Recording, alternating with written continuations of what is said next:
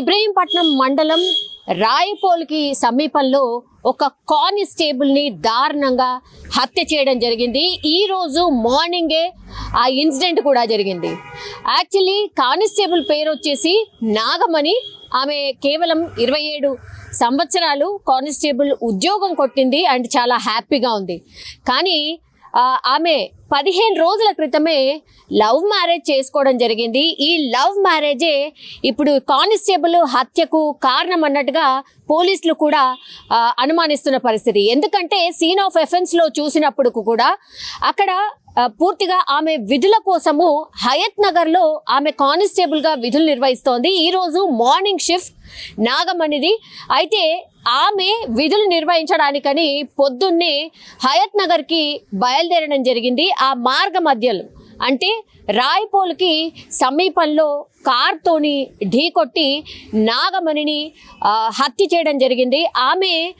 ఆమె వెళ్తున్నటువంటి ఈ బైక్ ఏదైతే ఉందో ఆ బైక్ మీదకెళ్ళి కింద పడిపోయింది కార్ ఢీకొట్టగానే. అండ్ ఒక్కసారిగా ఆ కార్లో ఉన్నటువంటి వ్యక్తులు ఎవరైతే ఉన్నారో వాళ్ళు దిగి ఆమె మీద కత్తితో దాడి చేయడం జరిగింది. అండ్ ఇంకోటి ఏంటంటే మెడ మీద పూర్తిగా మెడని కట్ చేసే ప్రయత్నం చేసినట్టుగా స్పష్టంగా మనకైతే అర్థమవుతుంది. పూర్తిగా రక్తపు మడుగులో నాగమణి అక్కడికక్కడే చనిపోయినట్టుగా కూడా పోలీసులు నిర్ధారించడం జరిగింది. అయితే ఇది పూర్తిగా పరువు హత్య అన్నటువంటిది భావిస్తున్నారు పోలీసులు కూడా. అండ్ సీన్ ఆఫ్ ఎఫెన్స్ లో కూడా ఈ నాగమణికి తమ్ముడున్నాడు. ఆయన పేరు వచ్చేసి పరమేష్.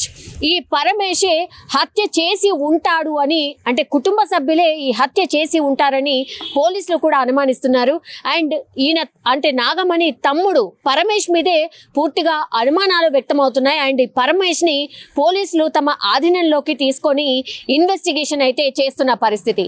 అయితే కార్ చూసినా లేకపోతే అక్కడ సీన్ ఆఫ్ ఎఫెన్స్ లో చూసినా కూడా నాగమణి కేవలం 15 రోజుల క్రితమే కులాంతర వివాహం, అంటే కుటుంబ సభ్యులకు ఏ మాత్రం ఇష్టం లేని వివాహం, మా పరువు పోయింది పూర్తిగా. ఎంత చెప్పినా కానిస్టేబుల్ నాగమణి కుటుంబ సభ్యులు వాళ్ళు పూర్తిగా ఈ లవ్ మ్యారేజ్ ని వ్యతిరేకించారు. నువ్వు చేసుకోవద్దు, మా కుటుంబ పరువు పోతుంది, నీకు అసలు ఏ మాత్రం పట్టి లేదా, ఎందుకని ఇట్లా కులాంతర వివాహం ఎందుకు చేసుకుంటున్నావు, మాకు ఇష్టం లేదు అనేటువంటి మాట చెప్పినా కూడా నాగమణి ఏ మాత్రం వినకుండా లవ్ మ్యారేజ్ చేసుకోవడం జరిగింది. అక్కడే సమీపంలో ఉన్నటువంటి ఒకతన్ని లవ్ మ్యారేజ్ చేసుకోవడం జరిగింది. అయితే ఇప్పుడున్న పరిస్థితుల్లో మనకున్నటువంటి ఇన్ఫర్మేషన్ ఏంటంటే నాగమణి చేసుకున్నటువంటి వ్యక్తి వాళ్ళకంటే చిన్న స్థాయి చిన్న కులం వాడు అన్నటువంటి ఇన్ఫర్మేషన్ అయితే అంతోంది. ఏ కులం ఏంటి అనే ఇన్ఫర్మేషన్ అయితే తెలీదు. బట్ ఈ నాగమణి ఎవరైతే ఉన్నారో ఆమె కులం కంటే కూడా పూర్తిగా కింది స్థాయి కులం వాడిని ప్రేమించింది, పెళ్లి చేసుకుంది. ఇది కుటుంబ సభ్యులకి ఏమాత్రం ఇష్టం లేదు. ఎస్పెషల్లీ తమ్ముడు అంటే అమ్మ నాన్న కొంతవరకు మనకు తెలుసు. ఒకవేళ పిల్లలు ఎవరైనా సరే వాళ్ళకి ఇష్టం లేని పెళ్లి చేసుకున్నప్పుడు ఏ తల్లిదండ్రి అయినా బాధపడుతూ ఉంటారు.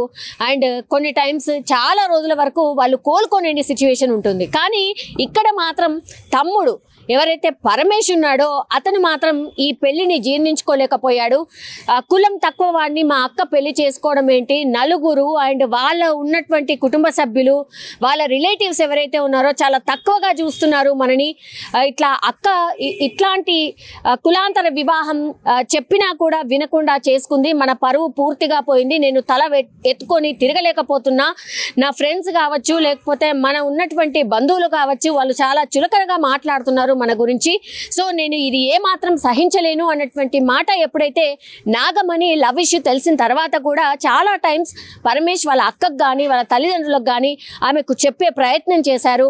అండ్ చాలా టైమ్స్ ఆమెను దగ్గర బంధువులతో కూర్చోబెట్టి మాట్లాడించే ప్రయత్నం కూడా చేశారు. అయినా సరే నాగమణి వినకుండా ఇప్పుడు ఆ దగ్గర ఉన్నటువంటి ఆ చుట్టుపక్కల అంటే ఆ ఊరు పక్కనే వాళ్ళకి దగ్గరగా ఉన్నటువంటి వ్యక్తి, ఎప్పటి నుంచో పరిచయమైనటువంటి వ్యక్తి, ఎప్పటి నుంచో లవ్ చేసుకుంటున్నటువంటి వ్యక్తిని కుటుంబ సభ్యుల్ని ఎదిరించి పెళ్లి చేసుకోవడం ద్వారానే ఇప్పుడు ఈ హత్య జరిగినట్టుగా పోలీసులు అయితే భావిస్తున్నారు.